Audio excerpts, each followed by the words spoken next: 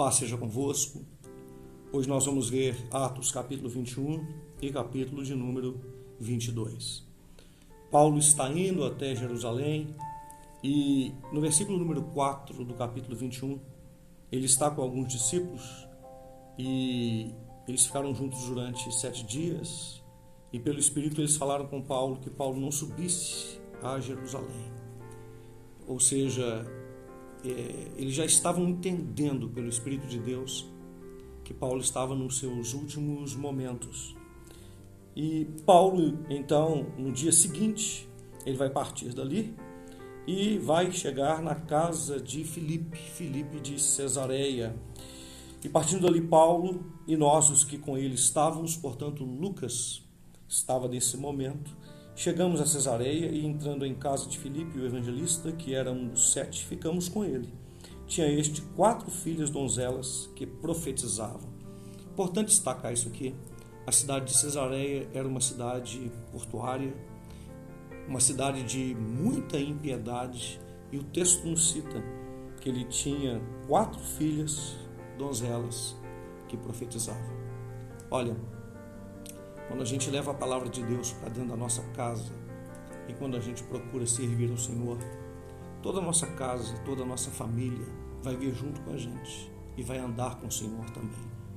Coisa maravilhosa é isso. Filhas, numa cidade ímpia, numa cidade difícil, uma cidade complicada, e filhas, donzelas e filhas que profetizavam. Coisa linda, a presença de Deus operando em toda a família.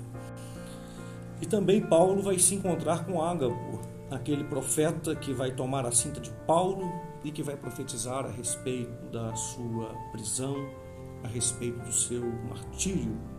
E aqueles que ouviram aquilo rogaram a Paulo que não subisse até Jerusalém. Mas o Paulo responde no verso 13: que fazeis vós chorando e magoando-me o coração?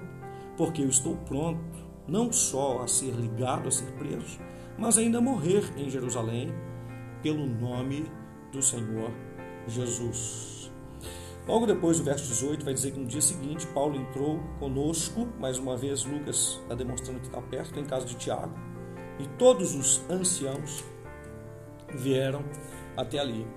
Paulo vai os saudar e vai contar para eles minuciosamente o que por seu ministério Deus fizera entre os gentios. Então Paulo está conversando com essas pessoas, destacando, dando um testemunho pessoal de como que Deus está usando ou usou tremendamente entre os gentios. E no verso 26, então, Paulo, tomando consigo aqueles varões, entrou no dia seguinte no templo, já santificado com eles, anunciando serem já cumpridos os dias da purificação. Ficou ali até se oferecer em favor de cada um deles a oferta.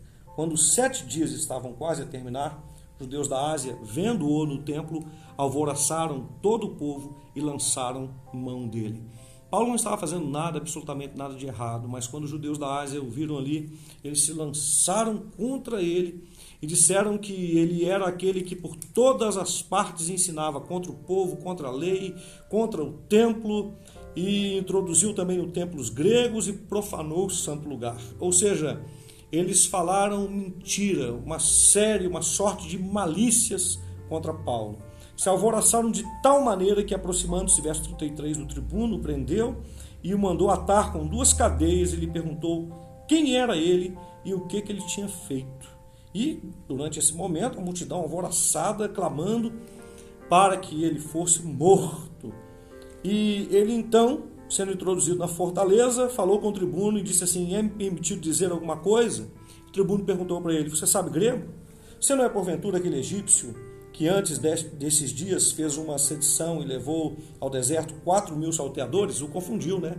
Com o egípcio que estava fazendo uma bagunça por ali. Mas Paulo disse: na verdade, eu sou um homem judeu, cidadão de Tarso, cidade não pouco célebre na Cilícia, e rogo-te, porém, que me permitas falar ao povo. E havendo o tribuno o permitindo falar, Paulo então vai discursar em língua hebraica, e no discurso que ele faz em sua defesa, mais uma vez ele conta a respeito de quem ele era, o que ele fazia, o seu tempo de Saulo de Tarso, a sua conversão, como Deus usou ele testifica e testemunha quem é Jesus, que Jesus é o Senhor, que Jesus é o Messias, que Jesus é o Cristo. Ele fala de suas experiências de maneira assim maravilhosa, maravilhosa.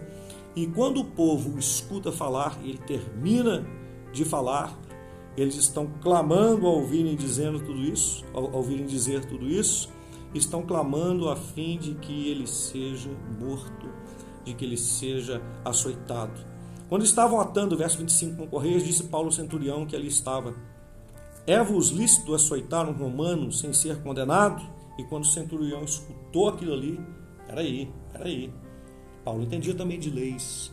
E ali naquele momento ele revogou a sua cidadania de romano, a sua cidadania terrena. Outra coisa que é muito importante, nós não podemos apagar a nossa cidadania terrena e devemos saber usar da nossa cidadania para glorificar a Deus.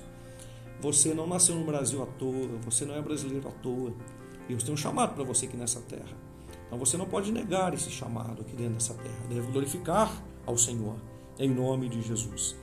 E quando ele disse isso, o tribuno perguntou para ele: você é romano? Ele falou: sou romano. E o tribuno disse: eu com grande soma de dinheiro comprei para mim uma cidadania romana. E o Paulo disse para ele: pois eu sou de nascimento. Logo se apartaram de Paulo aqueles que o haviam de examinar, e até o tribuno teve temor quando soube que era romano, visto que o tinha ligado. Então nós encontramos aqui esse texto maravilhoso do capítulo 21 e do capítulo 22, mostrando para a gente Paulo passando por lutas, passando por grandes dificuldades, mas continuando a anunciar o Senhor.